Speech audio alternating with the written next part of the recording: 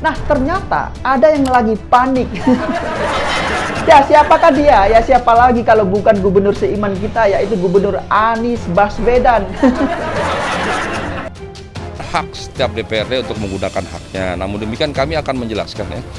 Sebelum sampai interpelasi, mudah-mudahan tidak perlu sampai interpelasi, kita bisa dialog, bisa diskusi, semua silakan ditanyakan secara terbuka, secara transparan, kami akan jelaskan secara terbuka dan transparan.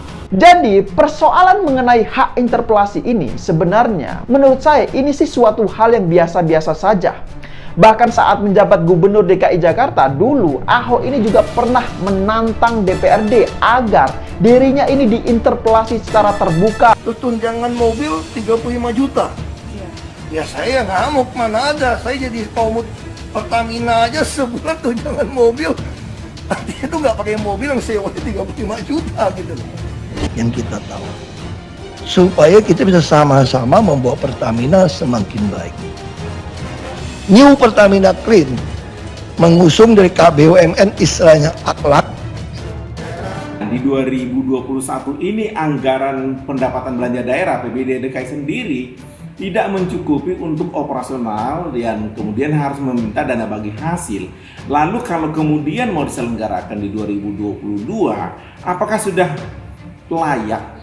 Mengingat kita baru kemudian bisa bernafas setelah kemudian semua merasakan dampak dari pandemi ini. Kami berharap dengan segala hormat, kami fraksi PSI mengajak seluruh anggota DPRD fraksi lain mengingat betapa pentingnya permasalahan ini, betapa prioritasnya untuk tidak dilaksanakannya Formula E ini, dan betapa tidak jelasnya penggunaan anggaran untuk Formula E ini. Kami bersikap tegas untuk mendukung interpelasi, bahkan sampai pelaksanaan interpelasinya, bukan hanya pengusulan interpelasinya saja.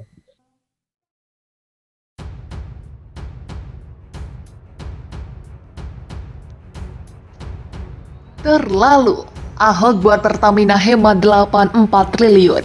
Anies buat DKI boros 4,48 triliun. Rasanya tak ada yang salah bila Anies selalu banding-bandingkan dengan Ahok.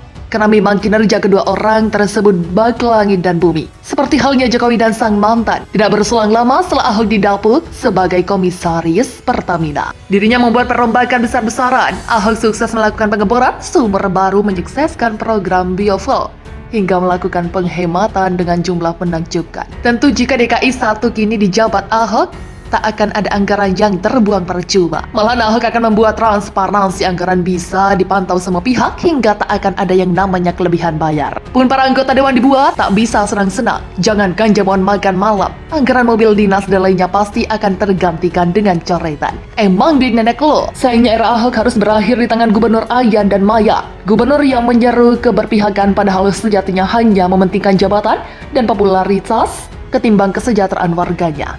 Kini warga Jakarta dibuat terunduk lesu mengingat prestasi moncer Ahok di Pertamina begitu berbanding terbalik dengan Anies. Seperti beritakan Tempo.com, Komisaris Utama PT Pertamina atau Ahok kini tengah bunga melihat salah satu proyek perusahaannya di Tuban, Jawa Timur. Sebab biasa proyek ini bisa dipangkas sampai 6 miliar.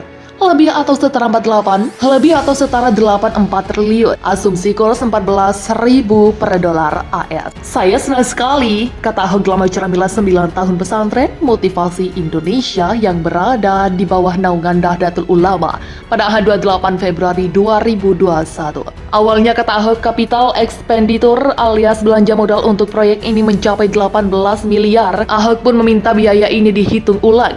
Walhasil kini biayanya menyusut jadi US 11 miliar lebih. Sehingga langsung terjadi penghematan US 6 miliar lebih. Ini satu hal yang luar biasa. Kita itu bisa kalau teliti dipretelin satu-satu. Begitulah kata Ahok. Beda Ahok, beda pula Anies dalam menanggapi rancangan anggaran. Di tangan Anies berkali-kali Pemprov DKI mencatatkan pemborosan belanja daerah. Mulai dari pembelian masker, rapid test, dan banyak anggaran-anggaran bocor lainnya. Pertama kita dibuat tertegun. Dengan adanya lem, AIBOM hampir 100 miliar. Ternyata yang terjadi di lapangan justru lebih memilukan.